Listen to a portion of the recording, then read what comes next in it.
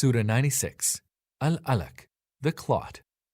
In the name of Allah, the most merciful, the most compassionate. Recite in the name of your Lord who created man from a clot of congealed blood.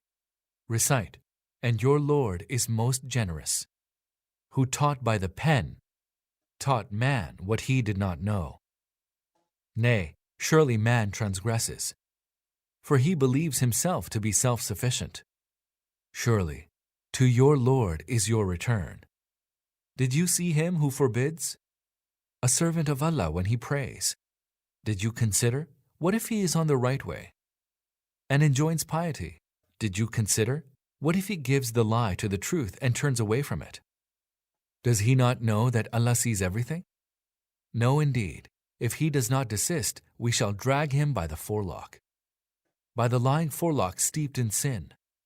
So let him summon his helpmates. We too shall summon the guards of hell. No, not at all. Never obey him, but prostrate yourself and become nigh to your Lord.